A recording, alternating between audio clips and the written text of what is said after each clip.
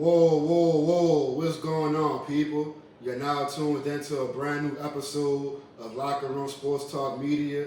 This your boy Q, aka Itchy 504. Y'all know where to find me at on social media, Facebook, Instagram, Twitter, all that good stuff, you heard me? Today I have my New Orleans Saints football shirt on because that's pretty much going to be the bulk of what I'm talking about and what's been the latest going on with them. So without further ado, I'm going to get straight into this good content. So if you're a fan of the Saints or just the NFL in general, unless you've been under a rock for the past 48 hours, you know quarterback Drew Brees announced his retirement this past Sunday after playing 20 years in the NFL. The past 15 of those were spent playing for the New Orleans Saints. So I don't really have to give y'all a super detailed rundown of what he accomplished throughout his career, but just to give y'all a few main pointers. Y'all know he finished first all-time in career passing yards, second all-time in touchdown passes, only behind Tom Brady. He also is currently 1 percentage point behind Deshaun Watson for career completion percentage, the title. So I think it goes without saying that he goes down as statistically one of the best quarterbacks of all time. And in addition to just all the stats he accumulated, you know, he also has a Super Bowl title. And, you know, aside from that, you know, aside from all the career stats and the Super Bowl he won with the Saints back in the 2009 season, you know, a lot of people in New Orleans kind of revere Drew Brees as, you know, kind of being synonymous with the comeback of the city of New Orleans after Hurricane Katrina. And he also spearheaded, along with Coach Sean Payton, he spearheaded the most successful tenure in New Orleans Saints history, which, as of this current moment, the Saints are still kind of currently in. You know, before Drew Brees got there, the Saints were traditionally a losing franchise, and him and Sean Payton kind of came in and shifted the culture and kind of turned the Saints into consistent winners over the past 15 years. You know, they made the playoffs.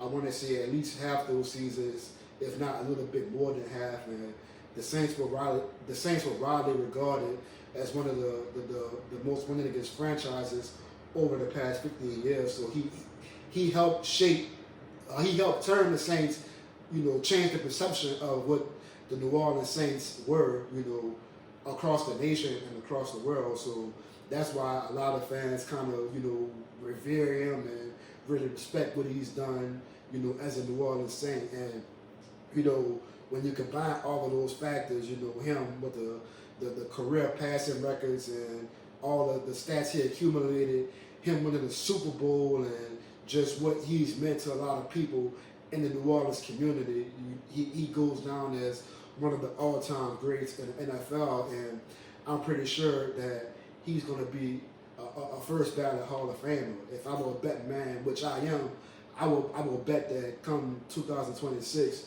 his name will be called to get a yellow jacket to go into Canton, Ohio as a Hall of Famer, you know, on the first ballot. So, you know, now that Drew Brees is retired, you know, you kind of think about where that leaves the New Orleans Saints. So, shortly after Brees retired, the team announced that they signed Taysom Hill, you know, who was the presumptive backup, to a 4-year, $140 million contract. And I know when a lot of y'all see that number jumps out at y'all. Y'all like, you know, like, what's going on? Like, how does this guy get a $140 million contract? Well, I'll tell you exactly why.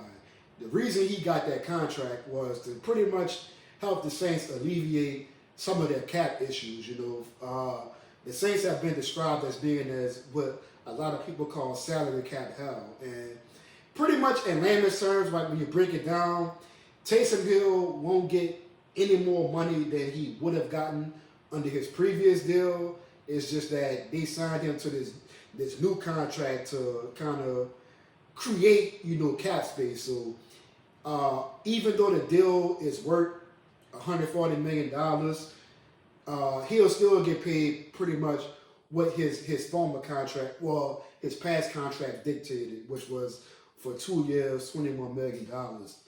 So this year, Taysom Hill is going to make $12 million, $10.5 million for this year. I want to say $9.5 million is going to be converted over to a signing bonus, and the other $1.5 million is going to be like his base salary. The other 3 years are audible. So if so, for all the people that's like out there, like that's concerned about that contract number, don't worry about that. Y'all know my thoughts on Taysom Hill. He's a phenomenal football player, but a starting quarterback for long term. Bitch, you'll never ride 20 and strong. Starting quarterback. So that's one thing y'all don't have to really worry about. So if he's not the starting quarterback, y'all might ask, who is the starting? Who will be the starting quarterback? And yesterday, the Saints came out and they announced the signing of the other backup, Jamies Winston, to a 1 year, $12 million deal. And for those who don't know Jamies Winston, he was a 5-year starter in Tampa Bay under the Buccaneers, former #1 overall pick coming out of Florida State. Guy was a winner pretty much at every level of football until he got to the NFL. And I have some pretty strong, a lot of people have strong opinions about Jamies Winston, and I'm one of those people, but I might go in the opposite direction from the majority of other Saints fans. So, a lot of people like to point out, his 30 interception season. The last year he was a starter, but for those people, I would also like to point out that he was also one of the few people in NFL history that has passed for over 5,000 yards. And that same year he threw for 30 interceptions. He also threw at least 30 touchdown passes. And another point I would like to counter with is that, for every year he was a starter in Tampa Bay, he had a different offensive coordinator. So, you having to learn these different systems and whatnot, having to pretty much change, not the full coaching staff, but going through these different offensive philosophies every year, that could be taxing, that could be tolling. So I think with him sitting a year behind Drew Brees in a stable organization, I think is done a lot for, his maturity. People like to talk about, all the dumb shit he did back when he was at Florida State, and, kind of early in his career. Everybody talk about him, eating a W and just being immature. But like I said, I think him sitting behind Drew Brees for a year and just being in a stable organization like the New Orleans Saints have, I think that's done wonders for his maturity level. And I also feel like, but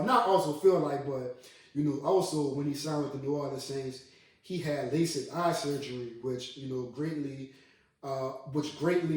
improved his vision. So I think when you add in all those factors, and you also add in the fact that the New Orleans Saints offense is largely intact, minus, two pieces, I think Jamies Winston could be, I think he could be a phenomenal player for the New Orleans Saints franchise. You have Alvin Kamara coming back. You have Michael Thomas, who's going to be, fully recovered from his ankle injury, which pretty much plagued him all of last season. You take a loss by getting rid of Emmanuel Sanders, who was a casualty of the salary cap, but you also get rid of Jared Cook, who in my opinion pretty much cost us a playoff win against the Tampa Bay Bucks. So I think with getting rid of him, that was addition by subtraction. But we'll get into all that a little bit later in the offseason after the NFL draft and after free agency, wraps up. But I feel like, the Saints, well, Sean Payton said that there's going to be an open competition for the starting quarterback job, but I think pretty much anybody with a functional brain knows that, Jamies Winston is probably the presumptive favorite to win that starting job. So I fully expect him to be the starting quarterback. So stay tuned to Locker Room Sports for more updates, and we'll give y'all a full breakdown after the NFL draft and after free agency concludes and everything kind of takes shape. So y'all stay tuned with us. Peace out.